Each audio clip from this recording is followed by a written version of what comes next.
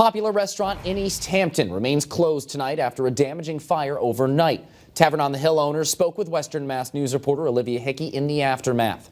She now joins us live in the studio for what's next with the business. Olivia? Matt, the fire broke out at Tavern on the Hill just before 11:30 last night. Thankfully, the fire was after hours, so the building was empty and there were no injuries. Now the restaurant owners tell us the next step is to focus on reopening. It is crazy. We just got out of a pandemic this has been a great summer for us. We're starting to kind of feel like we're turning the corner, and then kaboom, we get this.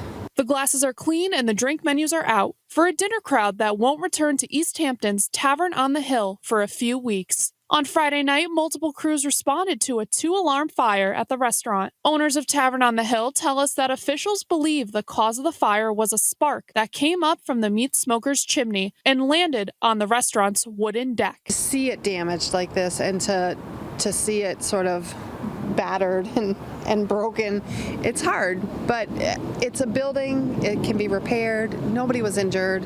All of our staff is safe. That's the most important thing. Western Mass News caught up with Amy Guyette less than 24 hours after the fire. As she showed us the damage, she says the fire could have grown, but it was fairly contained thanks to a good Samaritan. The young man driving home smelled an excessive amount of smoke and pulled over and then saw sparks, so he drove around the back of the building where he noticed that the side of the building was in flames and called the fire department right away. This is an old building. It was built in 1927, old wooden structure.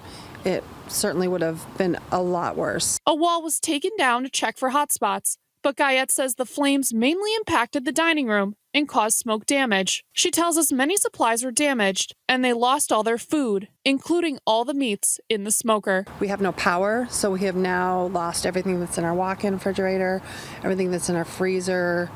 We have yet to speak with the Board of Health. We don't know if they will allow us to keep any of our dry goods.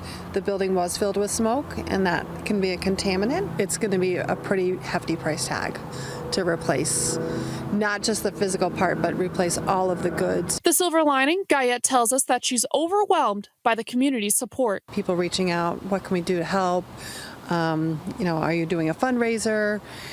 Let us know. We're happy to pitch in, help out any way we can, and we're so grateful for all of that support.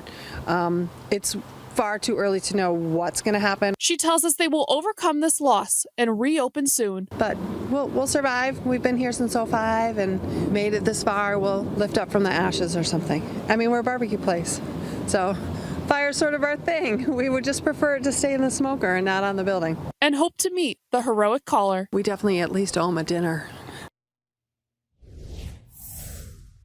Guyette tells us they expected another busy night at the restaurant this evening. However, all of their reservations had to be canceled.